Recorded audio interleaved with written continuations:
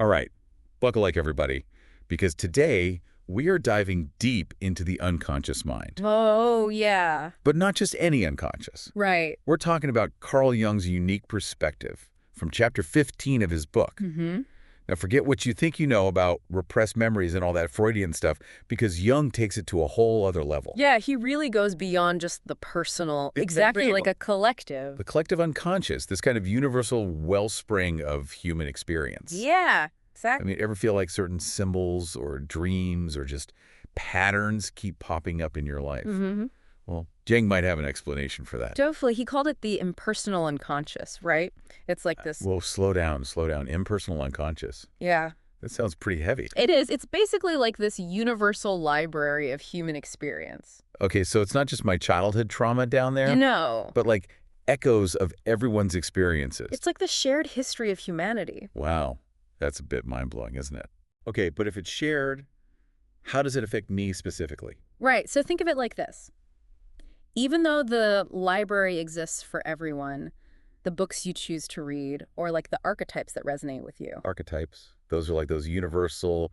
Like those primordial images. Right, the hero, the villain, the mother. Exactly. Those shape your individual personality and like your life path. So we're all connected to this vast network, Yeah. but we each kind of download different parts of it. Exactly. That's wild. But how do we even know this impersonal unconscious is real?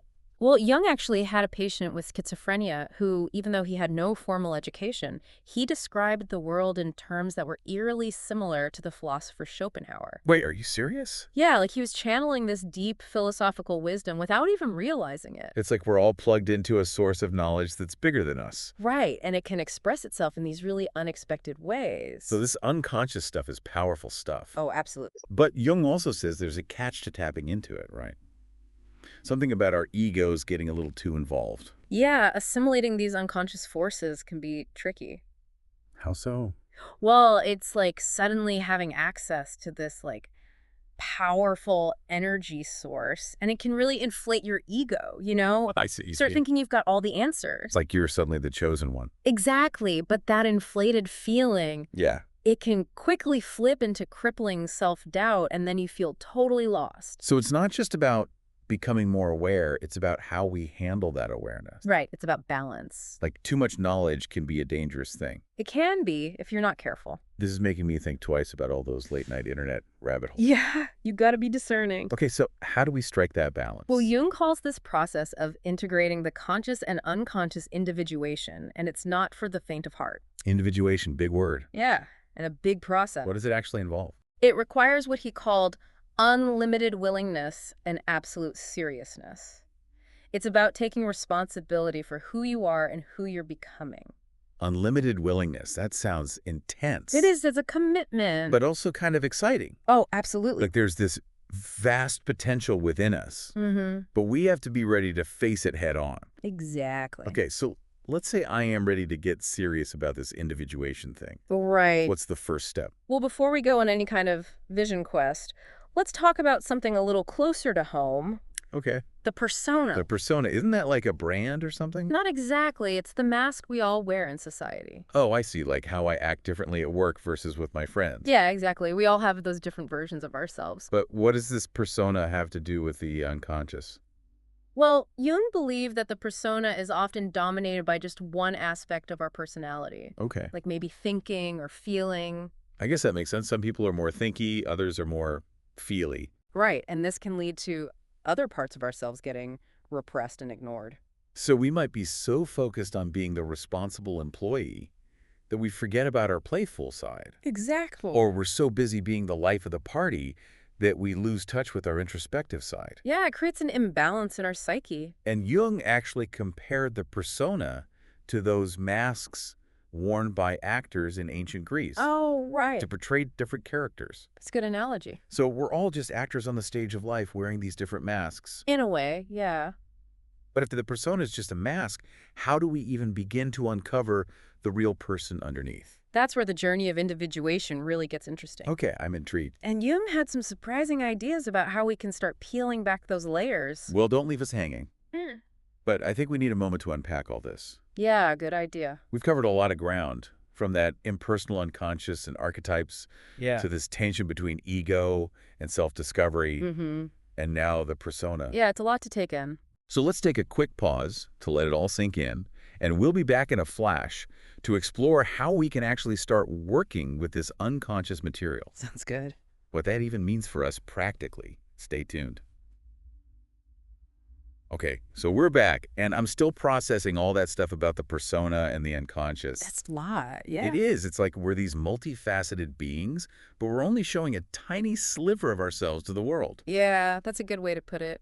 But if we're ready to go beyond the mask, to really dive into this individuation thing, Mm-hmm. how do we actually do that? I mean, where do we even start? Well, one of the things Jung really emphasized was the moral aspect of this whole process. Moral aspect, like it's not just about feeling good, but becoming a better person. Right. It's about aligning yourself with something bigger than yourself, a sense of higher purpose. So how do we make sure we're not just using this newfound awareness to feed our egos? Well, that's where things can get tricky. How so? Jung actually warns about the dangers of, of delving into the unconscious without the right mindset. Okay, that makes sense. He said that some people, they might mistake those powerful archetypes, those collective energies, for their own personal attributes. So, like, someone might start thinking they're a prophet or a guru Exactly. just because they've tapped into this universal wellspring of knowledge. Right, like mistaking the library for their own personal book collection. Oh, I see.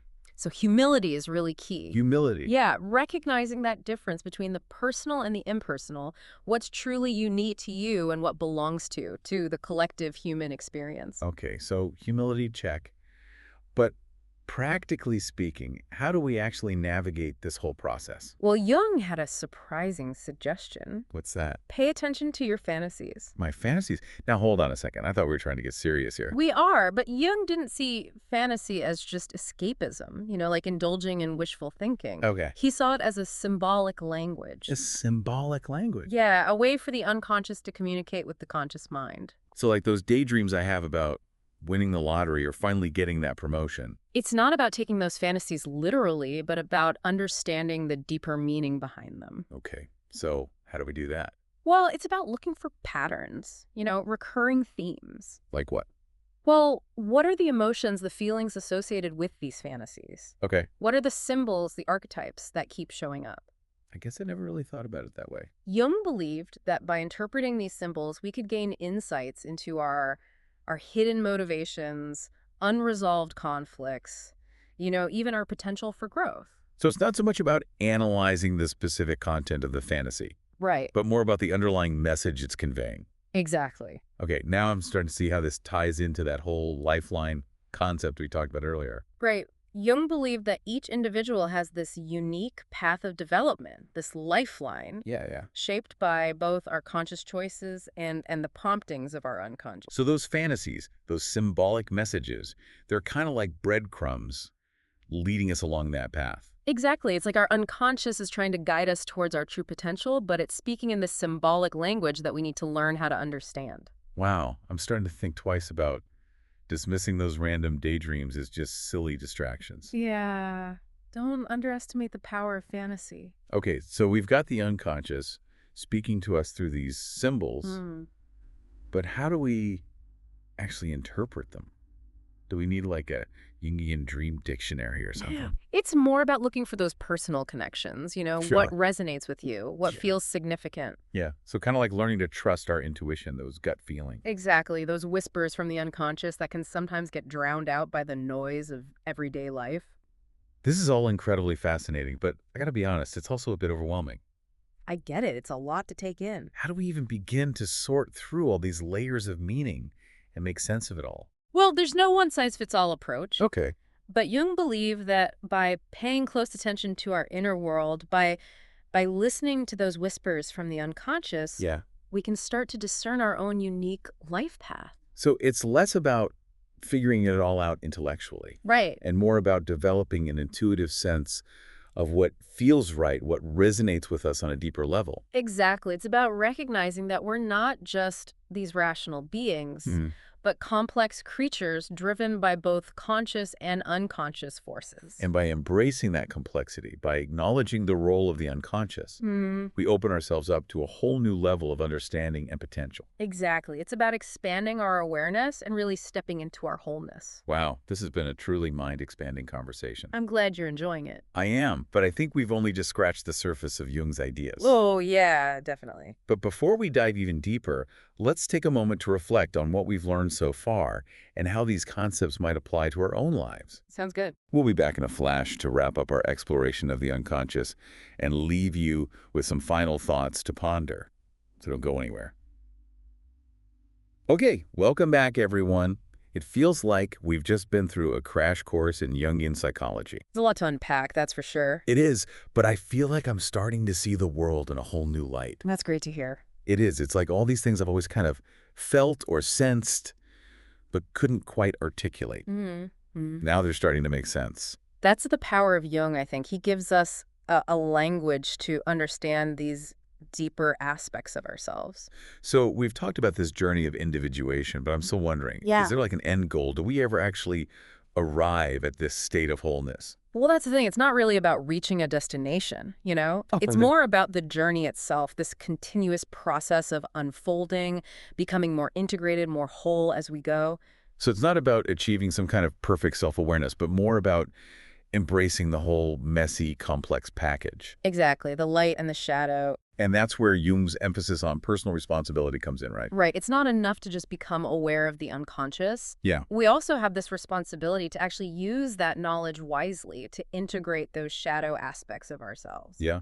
So how do we do that? Are there any signs or guideposts we can look for along the way? Well, Jung believed that the unconscious is constantly communicating with us, Okay. often through symbols and patterns that emerge in our dreams, our fantasies, even just our everyday lives. So those weird dreams I have, they actually mean something. They could. It's about paying attention to those recurring themes. Okay. Those synchronicities that just seem to defy rational explanation. So it's like learning to trust our intuition, those gut feelings and inner whispers we often ignore. Exactly. And that's where practices like journaling, dream analysis, or even active imagination can be really helpful. Active imagination, what's that? Well, it's a technique Jung developed to help people connect with their unconscious. Basically, it involves engaging with your imagination in a very deliberate way. So it's not just daydreaming.